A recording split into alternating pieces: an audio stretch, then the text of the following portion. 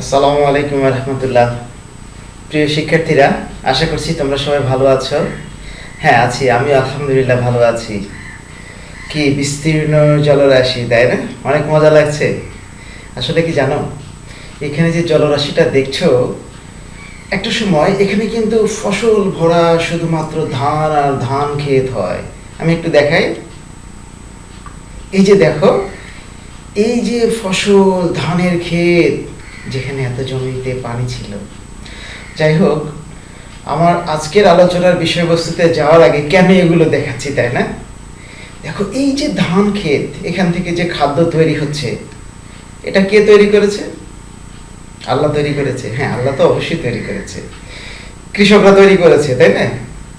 কিন্তু এই যে ধান গাছ, ধানের ভেতরে যে খাদ্যশস্যগুলো সঞ্চয় করে রেখেছে, এগুলো কিন্তু সূর্যের আলো থেকে প্রাপ্ত সঞ্চিত শক্তি।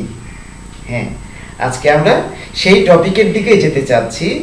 তো প্রথমেই তোমাদেরকে স্বাগত জানাচ্ছি। আমি মোহাম্মদ মামদুদুর রহমান মিজান, সহকারী অধ্যাপক উদ্ভিদ বিজ্ঞান, জয়পুরহাট সরকারি মহিলা কলেজ, জয়পুরহাট। প্রিয় শিক্ষার্থীরা, তাহলে আজকে তোমাদের সাথে আমরা যে বিষয়টি নিয়ে আলোচনা করব, ইতিপূর্বে আমরা নবম অধ্যায়ের আলোচনা করেছি প্রথম পত্রের। তবে আজকে একটি বিশেষ টপিক, অর্থাৎ সালোক সংশ্লেষণ, যে পদ্ধতিতে পৃথিবীর সমগ্র জীব, শুধু মানুষের কথা বলবো না, পৃথিবীতে যত জীব আছে সকল জীব এই সালোক সংশ্লেষণ প্রক্রিয়া চালু আছে বলেই তারা কিন্তু খাদ্যের যোগান পাচ্ছে। অত্যন্ত গুরুত্বপূর্ণ একটি টপিক তোমাদের এই জীববিজ্ঞান প্রথম পত্রের নবম অধ্যায়ের তো বটেই, এমনকি টোটাল জীববিজ্ঞান প্রথম পত্রের একটি অত্যন্ত গুরুত্বপূর্ণ টপিক। তোমরা খেয়াল করলে দেখবে, প্রতি বছর এমন কোনো বছর নেই যে বছরের এইচএসসি পরীক্ষায় সালোক সংশ্লেষণ থেকে প্রশ্ন হয়নি। তাহলে কোথা থেকে গুরুত্বের সাথে প্রশ্ন হয়? যে চ্যাপ্টারটা বেশি গুরুত্বপূর্ণ। গুড, আমরা সেই আলোচনায় আজকে যাব। আজকের আলোচনা হচ্ছে সালোক সংশ্লেষণ 1, অর্থাৎ সালোক সংশ্লেষণ নিয়ে আমাদের কিন্তু আরও কয়েকটি লেকচার আছে, আরও 2টো লেকচার মিনিমাম আমাদের থাকবে। তো চলো যাওয়া যাক।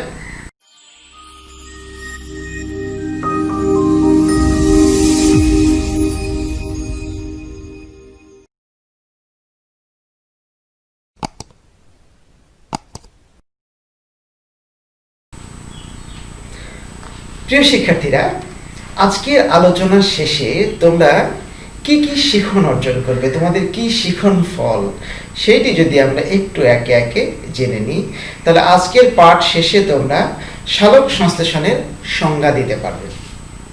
সালোক সংশ্লেষণ কি সেটিকে সংজ্ঞায়িত করতে পারবে।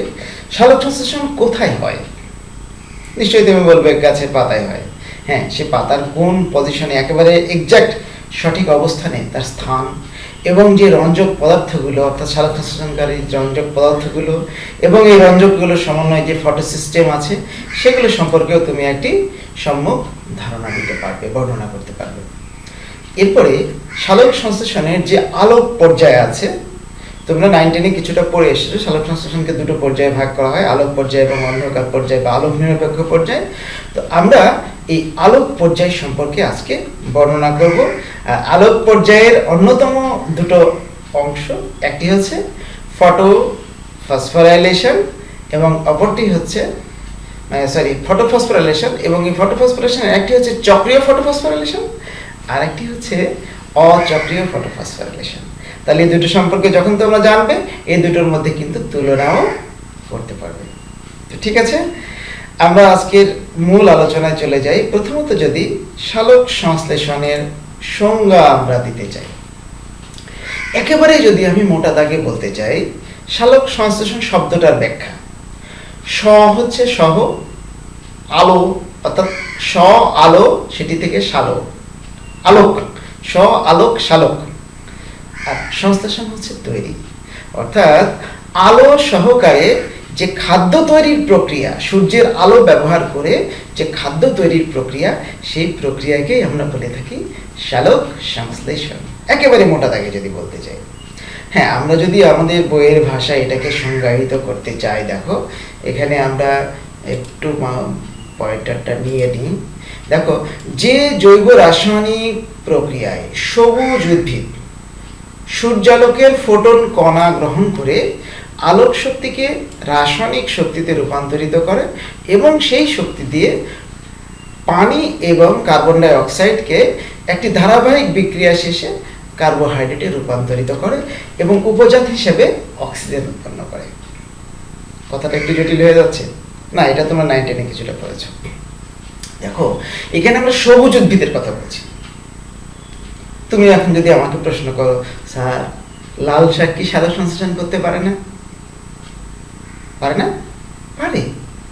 সবুজ উদ্ভিদ বলতে যে কণাটি ব্যবহার করে, যে রঞ্জক পদার্থটি ব্যবহার করে সেটি হচ্ছে সবুজ, অর্থাৎ ক্লোরোফিল ব্যবহার যেটি করে সেটি হচ্ছে সবুজ। এই জন্য আমরা সবুজ উদ্ভিদের কথা বলছি।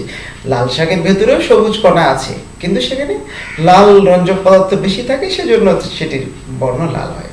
আমি মনে হয় বিষয়টা বোঝাতে পেরেছি যে সবুজ উদ্ভিদ অর্থাৎ ক্লোরোফিল যুক্ত উদ্ভিদ সূর্যের আলো ব্যবহার করে সেটাকে প্রথমত রাসায়নিক শক্তিতে রূপান্তরিত করে এবং পরে সেই রাসায়নিক শক্তি ব্যবহার করে স্থিতি শক্তি রূপে অর্থাৎ কার্বোহাইড্রেট রূপে একটি রূপান্তরিত শক্তি উৎপাদন করে এবং এটি তৈরি করতে গিয়ে উপজাত হিসেবে অক্সিজেন উৎপন্ন করে।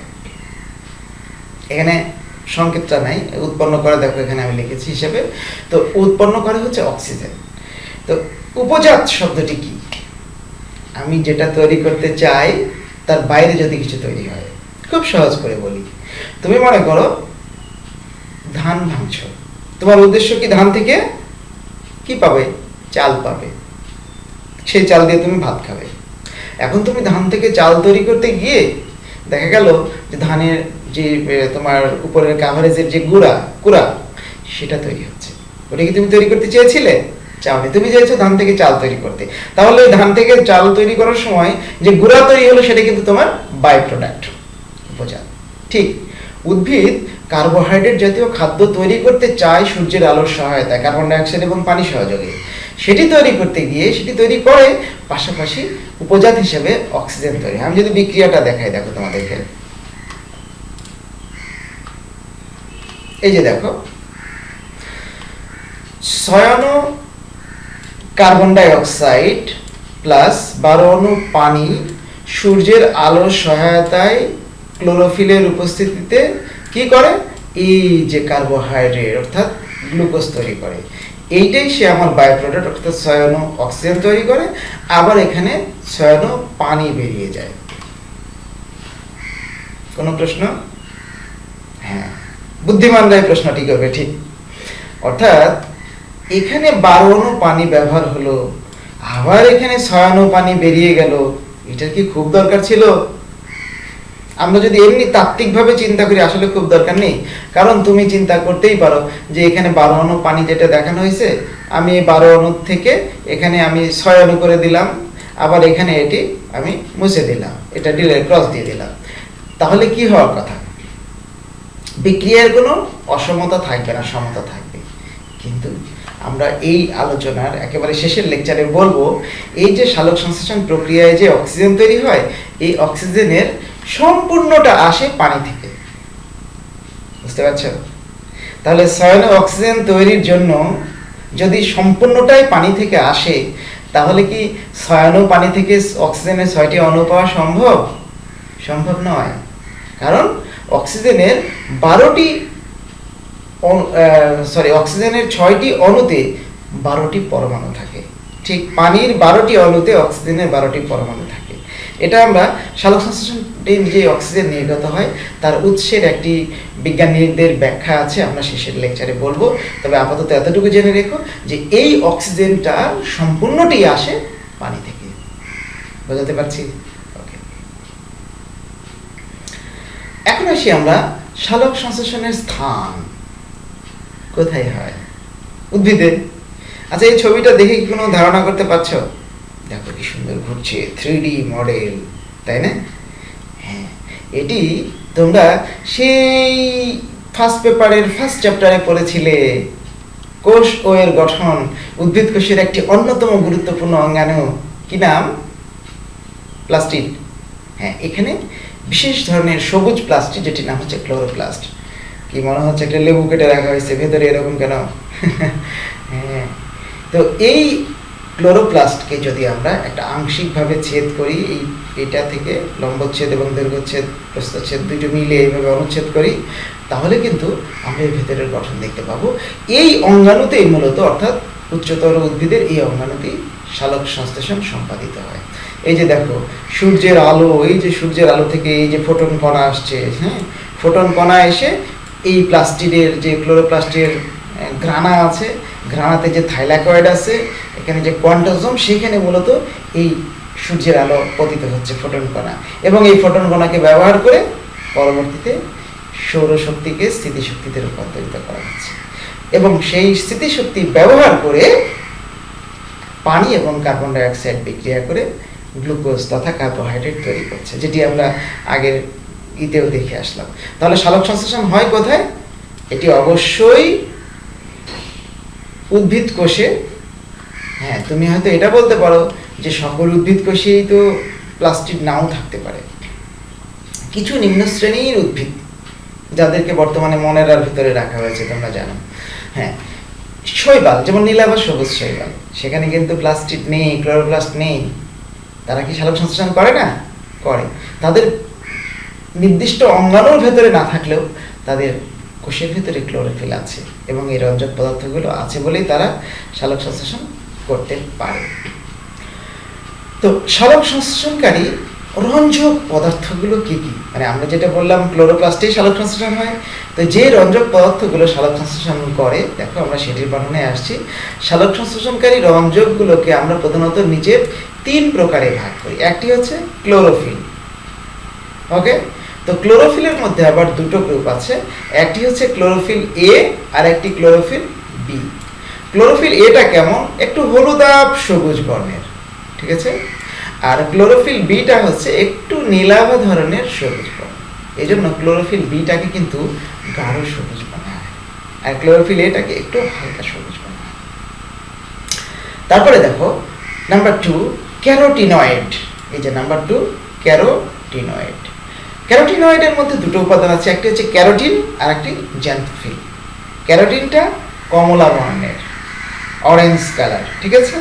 আর জ্যান্থোফিল হচ্ছে হলুদ বর্ণের, ইয়েলো কালার। হ্যাঁ, ক্যারোটিন এবং জ্যান্থোফিল। এরপরে আসো ফাইকোবিলিন। ফাইকোবিলিনের মধ্যে 2টো উপাদান আছে, একটি হচ্ছে ফাইকোইরিথ্রিন আর একটি হচ্ছে ফাইকোসায়ানিন। ফাইকোইরিথ্রিনটা দেখো লাল বর্ণের, আর ফাইকোসায়ানিনটা হচ্ছে নীল বর্ণের। তো ওই যে লাল শাকের কথা তুলেছিলাম না শুরুতে, তাহলে বলো তো লাল শাকে কোনটা বেশি আছে? ফাইকোইরিথ্রিন। এটি বেশি থাকার কারণে এটি একেবারে লাল টকটকে আছে। কিন্তু তাই বলে কি এর ভিতরে ক্লোরোফিল নেই? আছে।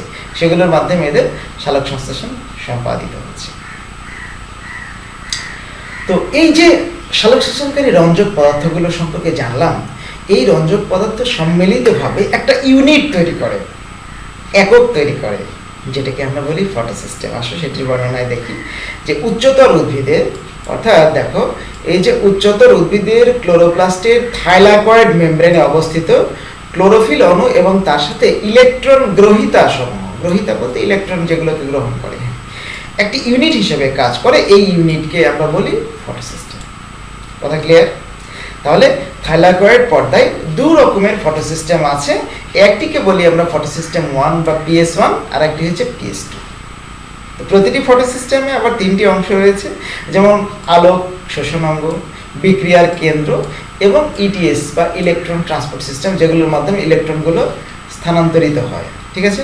তো ইলেকট্রন ট্রান্সপোর্ট সিস্টেম আবার কতগুলো ইলেকট্রন বাহক, যেমন ফিওফাইটিন, হ্যাঁ, এই যে দেখো খুবই গুরুত্বপূর্ণ, ফিওফাইটিন, প্লাস্টোকুইনন, সাইটোক্রোম, হ্যাঁ, প্লাস্টোসায়ানিন, হ্যাঁ, তারপরে ফেরিডক্সিন, এগুলো নিয়ে মূলত গঠিত, যেগুলোকে বলি আমরা ইলেকট্রনের ট্রান্সপোর্ট বাহক, ইলেকট্রন ট্রান্সপোর্টের বাহক।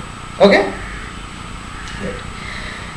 এখন আমরা দেখি এই যে ফটোসিস্টেম সম্পর্কে জানলাম, 2টো ফটোসিস্টেম বললাম না আমরা, এই 2টো ফটোসিস্টেম সম্পর্কে একটু একটু করে আমরা যদি জানি, দেখো তাহলে PS1 বা ফটোসিস্টেম 1 এ কি কি থাকে? ফটোসিস্টেম 1 এ ক্লোরোফিল A 683, এটার একটু ব্যাখ্যা দরকার, তাই না? ক্লোরোফিল A 683 হচ্ছে, এটি সূর্যের আলোর যে আলোক বর্ণালী রয়েছে সেটির 683 ন্যানোমিটার তরঙ্গ দৈর্ঘ্যের আলোক রশ্মিকে এরা গ্রহণ করতে পারে। ওকে, তারপরে রয়েছে কি ক্যারোটিন, এই যে দেখো ক্যারোটিন, জ্যান্থোফিল এবং একটি বিশেষ ক্লোরোফিল অণু আছে যা 700 ন্যানোমিটার তরঙ্গদৈর্ঘ্য বিশিষ্ট আলোক রশ্মি শোষণ করে। কথা ক্লিয়ার? বিক্রিয়ার কেন্দ্রে কিন্তু এটি থাকে। 700 ন্যানোমিটার তরঙ্গদৈর্ঘ্য বিশিষ্ট আলোক রশ্মি শোষণ করতে পারে বলে এই বিশেষ ক্লোরোফিলকে আমরা বলে থাকি P700, পিগমেন্ট 700। অর্থাৎ এই পিগমেন্টটা 700 ন্যানোমিটার তরঙ্গদৈর্ঘ্যের আলোক রশ্মিকে গ্রহণ করতে পারে। ঠিক আছে, এইগুলো নিয়ে যে কোয়ান্টাজমকে যে কোয়ান্টাজমে যে একক থাকে মূলত সেটি হচ্ছে PS1 অর্থাৎ ফটোসিস্টেম 1। কথা ক্লিয়ার? ওকে, তাহলে এবার ফটোসিস্টেম 2 তে চলে যাই আমরা। হ্যাঁ, ফটোসিস্টেম 2 তে দেখো এখানে কেমন ক্লোরোফিল এ আছে, কিন্তু এখানে যে প্রাথমিক ক্লোরোফিল সেটি কিন্তু 673 ন্যানোমিটার তরঙ্গদৈর্ঘ্যের আলোক রশ্মিকে শোষণ করতে পারে। তারপরে রয়েছে ক্লোরোফিল বি এবং আরেকটি বিশেষ ধরনের ক্লোরোফিল অণু যেটি কিনা আবার 680 ন্যানোমিটার তরঙ্গদৈর্ঘ্যের আলোক রশ্মি, আলোক কণাকে, ফোটন কণা যেটা, সেটাকে শোষণ করতে পারে।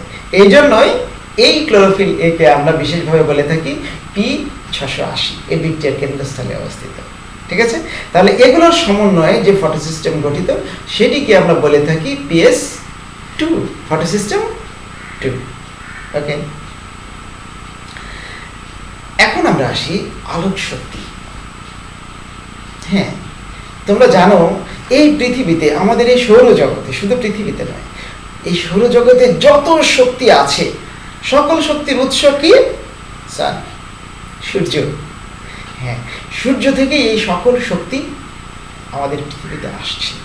সেই শক্তিকে আমরা বিভিন্নভাবে প্রক্রিয়াজাত করে বিভিন্নভাবে সেটিকে ব্যবহার করছি, তাই না? তো সূর্য থেকে যে শক্তিটা আসে এই শক্তি কিন্তু দেখো আমরা এই ওয়েভলেন্থ হিসেবে আসে। এর মধ্যে কিছু আছে ভিজিবল লাইট, সূর্য থেকে যে আলোটা আসে এর মধ্যে কিছু আছে ভিজিবল বা দৃশ্যমান আলো। ওই যে ছোটবেলার ক্লাসে প্রাইমারিতে পড়েছো না, কি কি যেন বৃষ্টির পর কি হয়? রংধনু। হ্যাঁ, রংধনু কেন হয়? বৃষ্টির পর যখন রোদ বেরোয় সূর্যের আলো ওই বৃষ্টির কণা প্রিজমের মতো কাজ করে, সেটি ভেদ করে মানে সূর্যের সাদা আলোকে 7 ভাগে ভাগ করে দেয়, যেটা দৃশ্যমান আলো। বেনি আ স হ কলা, দেখো এখানে কিন্তু সেই লাইনটাই আছে। হ্যাঁ, বেগুনি, নীল, আসমানি, সবুজ, হলুদ, কমলা, লাল, এই যে 7টা রং। এই ভিজিবল লাইটের এই যে তোমার তরঙ্গ দৈর্ঘ্য যেটা, হ্যাঁ, এইটাই। এর মধ্যে আবার দেখো এই যে লাল আলো যেটা, এই লাল আলোটাই উদ্ভিদ সবচেয়ে বেশি গ্রহণ করতে পারে এবং সেটি থেকে ফোটন কণা গ্রহণ করে উদ্ভিদ এই খাদ্যবস্তু তৈরি করে। এখন আমরা চলে যাই সালোক সংশ্লেষণের প্রক্রিয়াতে। দেখো সালোক সংশ্লেষণ প্রক্রিয়া একজন বিজ্ঞানী 1905 সালে, তার নাম হচ্ছে ব্ল্যাকম্যান। ব্ল্যাকম্যান শুনে কি অবাক হচ্ছে নাকি? কালো মানুষ, আমার মতো কালো মানুষ, তাই না? আসলে ব্ল্যাকম্যান তাদের নাম, তার নামের একটি, কিন্তু তাই বলে উনি যে একেবারে কালো মানুষ ছিলেন, হতেও পারে। তো সালোক সংশ্লেষণ প্রক্রিয়াকে তিনি 2টো পর্যায়ে ভাগ করেন।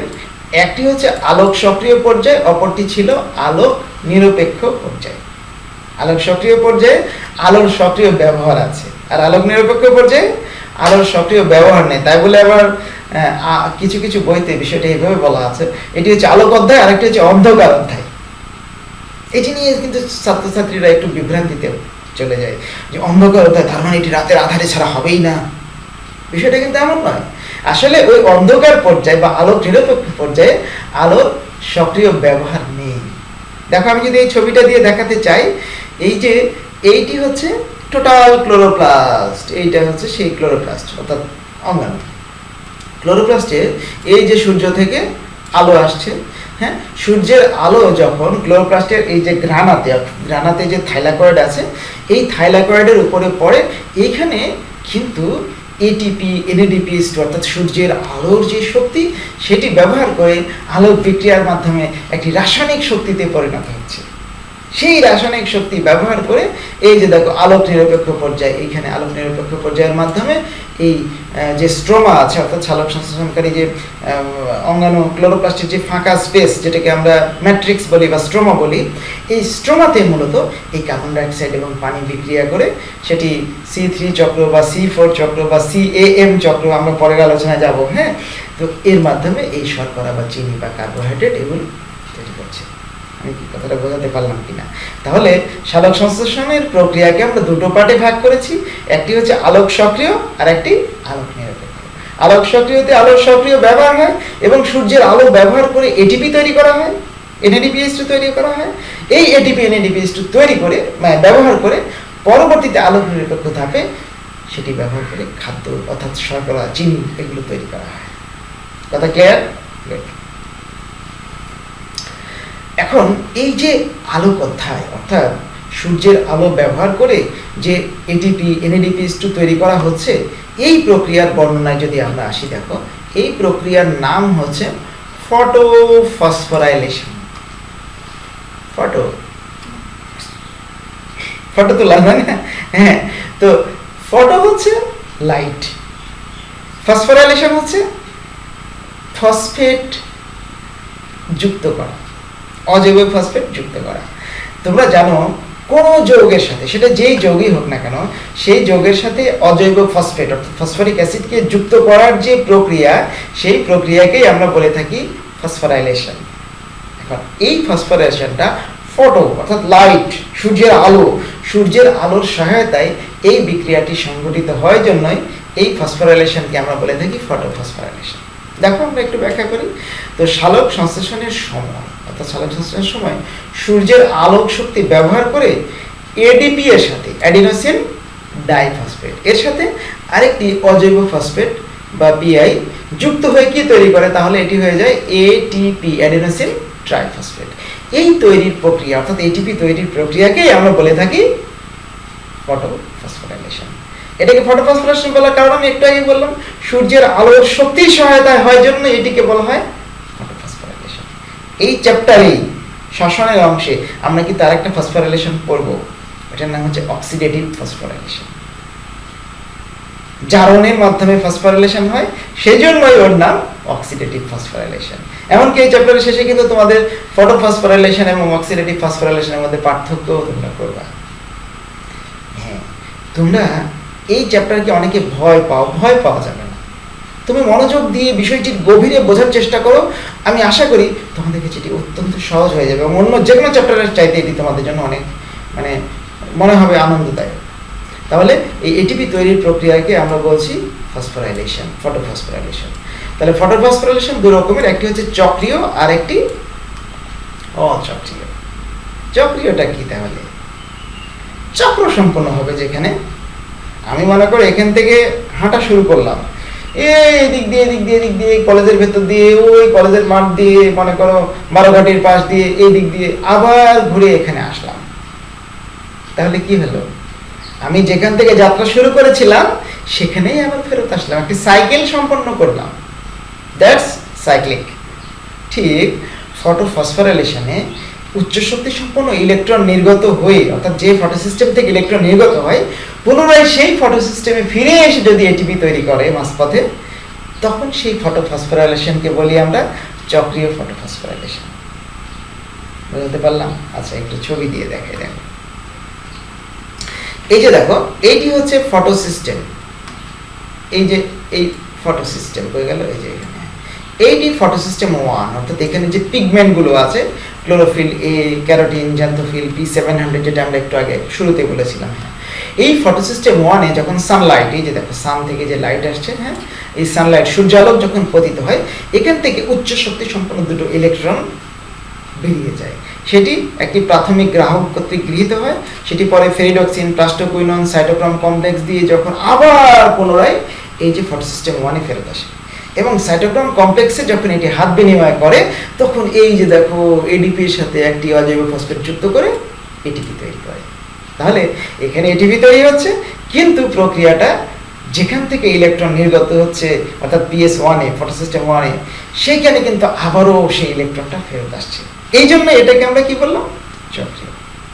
এই ছবিটা দেখে একটু কেমন জটিল হচ্ছে? আচ্ছা ঠিক আছে, তোমাদের বইতে যে ছবিটা দেওয়া আছে সেটা একটু দেখাই, তাই না? হ্যাঁ, তোমাদের বইতে দেখো এরকম একটি ছবি দেওয়া আছে। অর্থাৎ এই যে সূর্যের আলো পতিত হচ্ছে ফটোসিস্টেম 1-এ, সেখান থেকে উচ্চ শক্তি সম্পন্ন দুটি ইলেকট্রন বেরিয়ে গেল। ইলেকট্রন কে গ্রহণ করলো? ফেরিডক্সিন।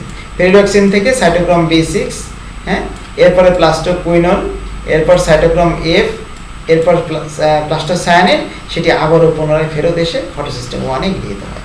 আর এই যে দেখো প্লাস্টোকুইনন এবং সাইটোক্রোম F এইখানে আসার সময় একটা এডিপির সাথে অজৈব ফসফেট যুক্ত করে এটিপি তৈরি করছে। তো এটিপি তৈরির প্রক্রিয়াটাই হচ্ছে ফটোফসফোরাইলেশন। যেহেতু চক্রাকারে সম্পাদিত হচ্ছে এই জন্য এটি চক্রীয় ফটোফসফোরাইলেশন। এরপরে আসি আমরা অচক্রীয় ফটোফসফোরাইলেশন। অচক্রীয় ফটোফসফোরাইলেশনটা ঠিক ওই ভাষায় যদি বলি, যেখান থেকে বের হচ্ছে ইলেকট্রন, যে ফটোসিস্টেম থেকে বেরিয়ে যাচ্ছে সেই ফটোসিস্টেমে আবার ফেরত আসছে না, তাই অচক্রীয়। আমি এখান থেকে বেরিয়ে গেলাম, অন্য জায়গায় চলে গেলাম, আর এখানে ফেরত আসলাম না, তাহলে কি চক্র সম্পন্ন হলো? হলো না। ঠিক তাই, অর্থাৎ একটি ফটোসিস্টেম থেকে ইলেকট্রন নির্গত হয়ে সেই ফটোসিস্টেমে পুনরায় ফেরত আসে না, অন্য একটি ফটোসিস্টেম বা অন্য একটি গ্রাহকের দ্বারা এটি গৃহীত হয়। এই জন্যই এই ফটোফসফোরাইলেশনকে বলি আমরা অচক্রীয় ফটোফসফোরাইলেশন। ঠিক আছে, দেখো এই যে আমি যদি এখান থেকে একটু দেখাই, এই যে লাইট ফটোসিস্টেম 2, অচক্রীয় ফটোফসফোরাইলেশন কিন্তু ফটোসিস্টেম 2 এবং ফটোসিস্টেম 1 উভয়টিই ব্যবহৃত হয়। ঠিক আছে, এই যে দেখো ফটোসিস্টেম 2-তে প্রথমে যখন লাইট আলো এসে পড়ে তখন এখান থেকে উচ্চ শক্তি সম্পন্ন ইলেকট্রন বেরিয়ে যায়। এই ইলেকট্রন প্রথমে ইলেকট্রন গ্রাহক কর্তৃক গৃহীত হয়, এবং দেখো এই ফটোসিস্টেম 2 থেকে বেরিয়ে ইলেকট্রন গ্রাহকের মাধ্যমে যখন এটি ফটোসিস্টেম 1-এ গৃহীত হয়, এর মাঝখানে এডিপির সাথে অজৈব ফসফেট যুক্ত করে এই যে একটা এটিপি তৈরি করে, তার মানে এটাই ফসফোরাইলেশন। আবার ফটোসিস্টেম 1-ও এখান থেকে উচ্চ শক্তি সম্পন্ন ইলেকট্রন বের করে দেয়।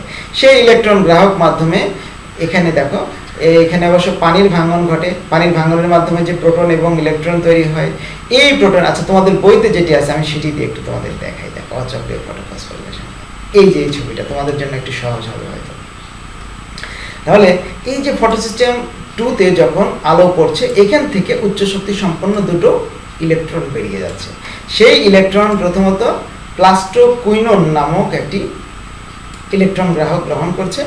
সেই ইলেকট্রন হাত বিনিময় হতে হতে কিন্তু একটু দুর্বল হয়ে আসে। দেখো এই যে এখানে বেরিয়ে আসছে, এখানে এডিপির সাথে অজৈব ফসফেট যুক্ত করে এটিপি তৈরি করছে, এটি কিন্তু শ্যামা ফসফোরাইলেশন। এরপরে সাইটোক্রোম BF, তারপরে প্লাস্টোসায়ানিন, এবং পরবর্তীতে এই ইলেকট্রন দুটো ফটোসিস্টেম 1-এ এসে গৃহীত হয়।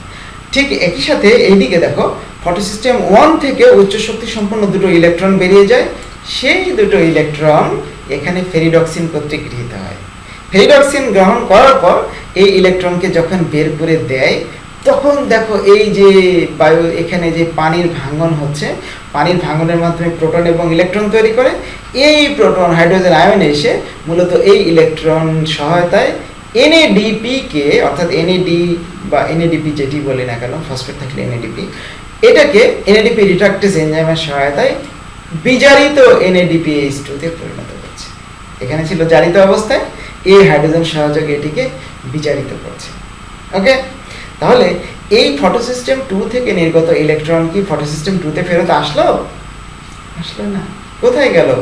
ফটোসিস্টেম 1-এ গেল। আবার ফটোসিস্টেম 1 থেকে যেটি নির্গত হলো সেটি কি 1-এ ফেরত আসলো? না, সেটি এই NADP কে বিজারিত করলো। সহজ করে একটি গল্প বলা যায়, কিন্তু গল্পটা আসলে, আচ্ছা একটু ছোট্ট করে বলি। মনে করো এই বাড়ির একটি ছেলে এই বাড়ির মেয়েকে পছন্দ করে, ভেরি রোমান্টিক, হ্যাঁ হ্যাঁ। তো এইখান থেকে এ বেরিয়ে এসে কি করছে, এই বাড়ির মেয়েকে বিয়ে করে এখানেই ঘর জামাই থাকছে। তাহলে কি হলো, সে কি আর বাড়িতে ফিরে গেল? গেল না। আবার এই বাড়ির ছেলেও এইখানে পছন্দ করে, সে এখানে বিয়ে করে এখানে ঘর জামাই থাকছে। এই বাড়ির বাবা কি করলো, সে একেবারে খুব রাগী মানুষ, সে ছেলেকে কখনোই গ্রহণ করতে চায় না। সে কি করছে, যা তোকে ত্যায্য পুত্র করলাম, আমি এই যে এতিমখানা থেকে একটা নিয়ে এসে, তাই আমরা, অর্থাৎ পানির ভাঙনে যে ইলেকট্রন তৈরি হচ্ছে সেই ইলেকট্রন এসে এই ফটো সিস্টেম 2 এর ঘাটতি মেটাচ্ছে। সংক্ষেপে বললাম কথাটা, আগের ইয়ারগুলোতে গল্পটা আরো বিস্তারিত বলতাম, যাই হোক এখন সময় কম। তো এভাবে অর্থাৎ ফটো সিস্টেম 2 থেকে যে ইলেকট্রন নির্গত হয় সেটি কিন্তু আর 2-তে ফেরত আসে না, সেটি 1-এ যায়। আবার 1 থেকে যেটি যায় সেটি এনএডিপি-কে বিচারিত করে। তাহলে কয়েকটি গুরুত্বপূর্ণ পয়েন্ট তোমরা একটু লক্ষ্য করো, যেটি তোমাদের হোমওয়ার্ক দেবো কিন্তু আজকে। তাহলে চক্রীয় ফটোফসফোরিলেশনে কি ফটো সিস্টেম 1 এবং 2 দুটোই ছিল? ছিল না, শুধুমাত্র ফটো সিস্টেম 1 ছিল। অচক্রীয়তে দুটোই আছে। মনোযোগ দিয়ে খেয়াল করে এই পয়েন্টেই কিন্তু আমরা পার্থক্য করব। তারপরে দেখো চক্রীয় ফটোফসফোরিলেশন যেটা সংজ্ঞাতে আমরা বলেছি যে এখানে যেখান থেকে ইলেকট্রন বেরিয়ে যায় সেখানে আবার ফেরত আসে, সেখানে তো আসেই না, না হলে তো আর চক্রীয় অচক্রীয় হতো না, এটা একটা পয়েন্ট অবশ্যই হবে। তারপরে দেখো এখানে পানির ভাঙন ঘটে, এই যে পানির ভাঙন ঘটে, কিন্তু চক্রীয় ফটোফসফোরিলেশনে কি পানির ভাঙন দেখেছো তোমরা? না, দেখো না। তারপরে অচক্রীয়তে এই যে এখানে যেটা আমরা দেখছি, এখানে কিন্তু NADPH2 তৈরি হচ্ছে, কিন্তু চক্রীয় থেকে NADPH2 তৈরি হয়েছে হয়নি। তারপরে তোমার ইতে কি বলে, ওখানে যে সাইটোক্রোমের যে চেন সেখানে কিন্তু কিছুটা ভিন্নতা রয়েছে। তোমরা একটু এটার সাথে ওইটা স্টাডি করবে, তাহলে তোমরা দুটোই তুলনা করতে পারবে, অবশ্যই পারবে এটা থেকে। আমি কয়েকটি পয়েন্ট দেখালাম। তো ঠিক আছে, তাহলে এখন কি বাড়ির কাজের পর্যায়ে চলে যাই। হ্যাঁ, একটু বলেই ফেলেছি, কি করবে? চিত্রের মাধ্যমে এই যে অচক্রীয় ফটোফসফোরিলেশন প্রক্রিয়া, এইটা তোমরা আমাকে প্রদর্শন করবা এবং ছবি এঁকে তোমরা আমার পেজে আপলোড করবে বা আমাকে মেসেঞ্জারে দিবে, আমি দেখবো। ঠিক আছে, আরেকটি গুরুত্বপূর্ণ কাজ যেটা বলছিলাম এখনই, সেটি হচ্ছে চক্রীয় এবং অচক্রীয় ফটোফসফোরিলেশন, এই দুটোর মধ্যে সুন্দর করে ছক করে পার্থক্য করবা। পারা যাবে না? ইনশাল্লাহ অবশ্যই পারবে। তো অনেক কথা হলো, ঠিক আছে, ভালো থেকো, তোমাদের সবাইকে ধন্যবাদ। আল্লাহ হাফেজ।